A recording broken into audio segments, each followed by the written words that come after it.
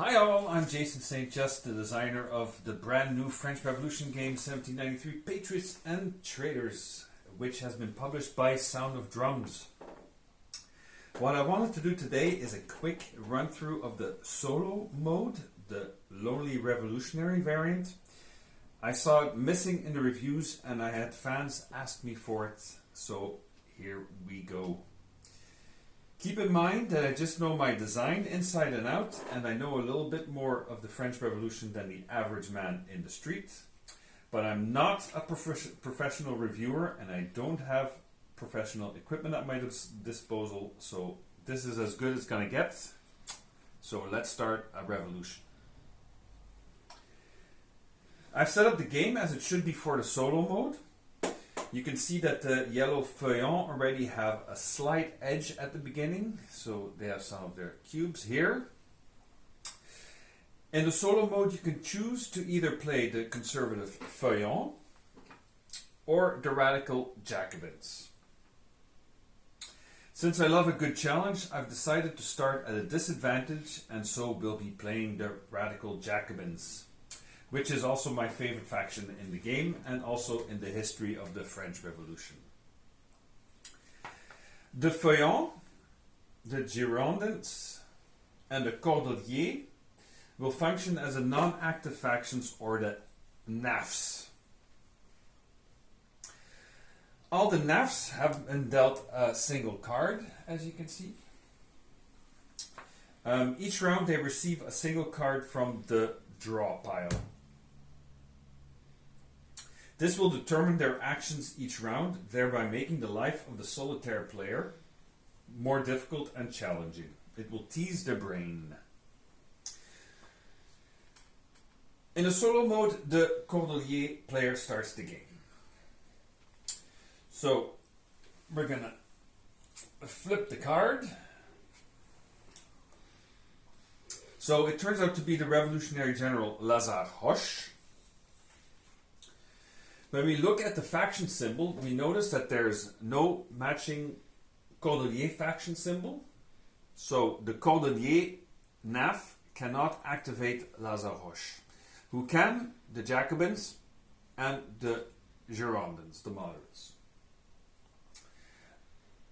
But looking at the smaller factions symbol here below, because these are the ones that are used for the solo and the two-player games, we do notice a match. See, you have the Cordelier faction symbol here.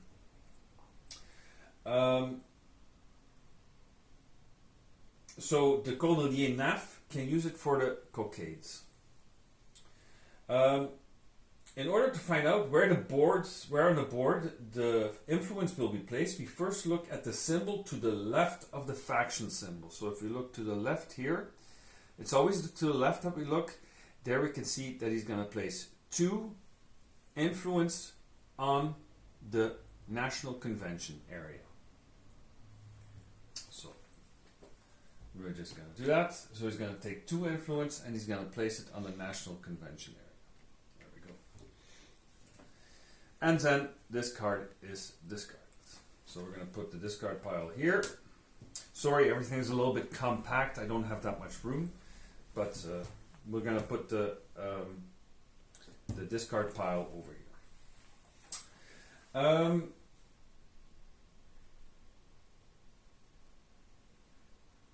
Now it's the turn of the moderate Girondins. So we're going to flip this card too. Oh no, it's a 2 Paris card. So you can see, since it has the eye symbol, it must be played immediately. The Austrian army under Hohenlohe-Kirchberg moves out of Brussels and it enters Picardy.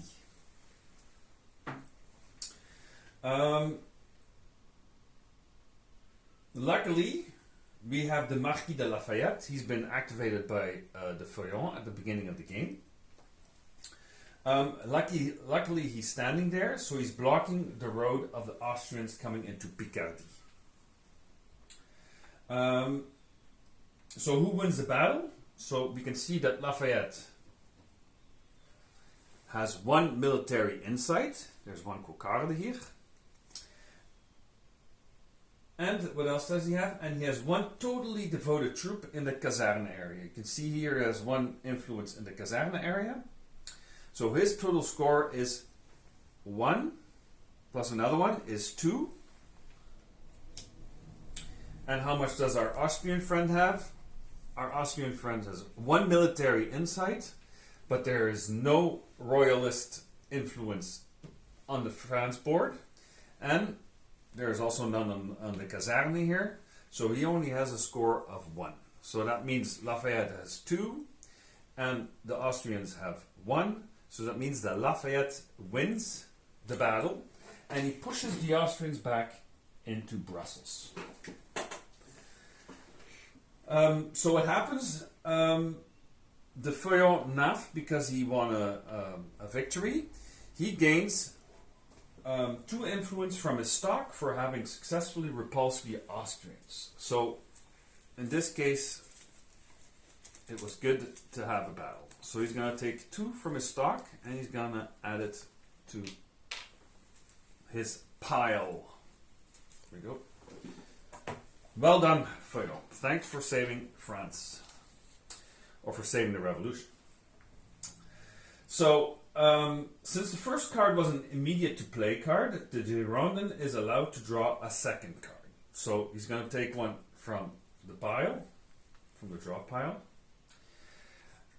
He now draws a J'accuse card with 1 single cockade. However, there's no matching Girondin symbol at the bottom of the card. There is a Feuillant faction symbol and a Cordelier faction symbol. This means that the Girondin Naf will spend 1 influence, always only 1 influence, to influence another faction. But which one? To whom is the Girondin most closely allied?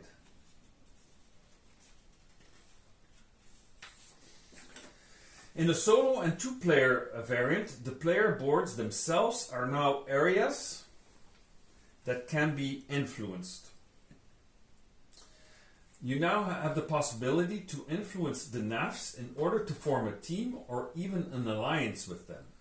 This happens when you have 3 or 4 of your influence on the player boards. Say, for example, that we'll place 3 or 4 influence on the Girondins. So this would mean that the Girondins and the Feuillant will now form a team. So if the Feuillant was an active player, he would also be allowed to play with the Girondin cards now at this moment. But it's not. That's not the case at this moment because they are both Nafs. Now, where is the Girondin going to place his influence? The rules specifically state that if you are in doubt concerning the action of a Naf will always follow the player with whom he is most closely allied according to the influence on his player board. As it is the very start of the game, this is not the case at the moment. But I must choose either the Feuillant or the Cordelier as shown on the card. See, these must be one of these 2 factions. Looking at the political spectrum, the Girondin faction, as the moderates, are closest to the conservative Feuillant. Therefore, the Girondin Naf will place 1 influence on the Feuillant player board. So he's going to influence the Feuillant, and he places 1 influence there. And now it's my turn. I'm the Radical Jacobins, and let's see what I've been dealt. So I've been dealt a spy card with 1 cockade, a military offensive with 1 cockade, a Jean-Paul Marat, and an assassination card. Now Jean-Paul Marat can come in very handy because, as you can see, I'm the Jacobin and it has my symbol on there, so I could activate it if I wanted to. This will allow me, once it's activated, to place 1 influence on the Faubourg every round. So that's very, very handy. With an assassination card, I will be able to eliminate an active leader card from the game. So those are very interesting cards. These are a little bit weak because there's only one cockade. But what I could do is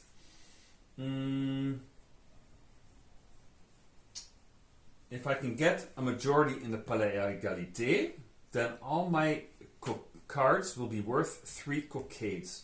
So this might be a tactic that I might use. I think I'm going to use it. So what I'm going to do, I'm going to sacrifice Jean-Paul Marat. I'm going to sacrifice him for those 2 cockades here. And I'm going to throw them away. So this will give me 2 cockades. And I'm going to place them on the Palais Égalité. So hopefully in the next round, if I can keep my advantage there, then these 1 cards will be worth 3 cockades. So hopefully I can keep my advantage. Now it's the Feuillant's turn, because we're always going according to the clock. Let's see what he has. Okay, so he has an arrest card with only 1 cockade on it. But as you can see, his symbol is also on there. So we're going to look to the left of the symbol, and it tells me that he must place an influence on the Palais Égalité area. So he's going to take one of his cockades, or one of his influence because of that cockade, and he's going to place 1 on the Palais Égalité area. So it looks like I might be losing my advantage here in the Palais Égalité after all. So this doesn't make me too happy. So it's placed on the discard pile. So this brings the first round to an end. The question is, will a law be proposed? So as you can see, we have 2 factions in the National Convention. So this means a law will be proposed.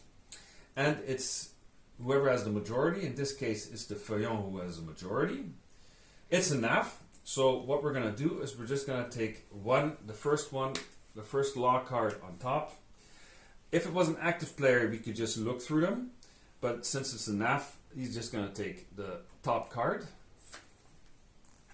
And it's the celebration of the Supreme Being.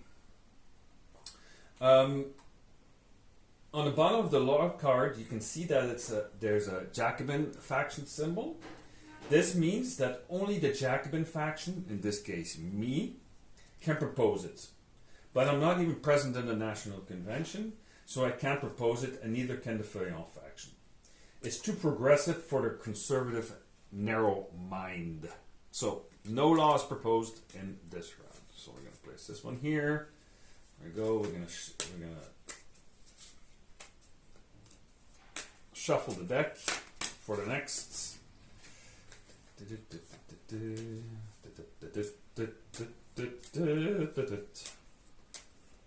we go. So the round ends now and a new one starts. The round marker is moved 1 month to the left. It is now Niveaux of 1792. So now all the NAFs automatically receive a single card from the draw pile.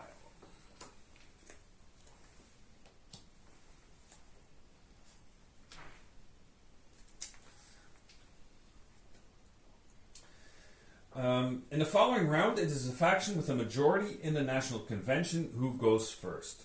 That is now the general rule for the turn order for the remainder of the game. In this case, the Feuillant NAF has the majority and he starts the game. So, we're going to turn over his card. The Feuillant has bad luck. An angry mob card is flipped. Since it has an eye symbol, an immediate to play symbol, the consequences of the card must be dealt with immediately. Since he has a majority in the National Convention, the Feuillant NAF must undergo the wrath of the Parisian mob. So he loses 2 influence from the National Convention. This means that the Cordelier now has the majority there. Because it was an immediate to play card, the NAF immediately draws a second card. As a reminder, the NAFs keep on drawing until they are dealt a card without an eye symbol. The Feuillant player now draws another arrest card with one cockade. According to the rules, the arrest card is a special card as it will allow the NAF to use both the cockades and perform the action. So both the cockades and the action. In this case, arrest an activated leader. And not any activated leader, my activated leader, since I'm the only active player in the game at this moment. But I don't have an activated leader at this moment. So, the faction symbols at the bottom of the card do not match, as you can see, also with the Feuillant player. There's no Feuillant faction symbol. So once again, the Feuillant faction will have to choose between the Girondin or the Cordelier faction to influence the player boards just once again. Since the Girondin NAF in the previous round has already placed an influence on the Feuillant player board, the Feuillant NAF is currently most closely allied to the Girondin NAF. So the Feuillant places one influence on the Girondin player board. There we go. So that was this. This card is discarded, and we go according to the next turn is the Cordelier. So the Cordelier NAF. Let's see what he has. He's been dealt the Queen's Necklace. This is an excellent card to have as it is also a special card with a double function. The NAF will use it for the cockades and the action.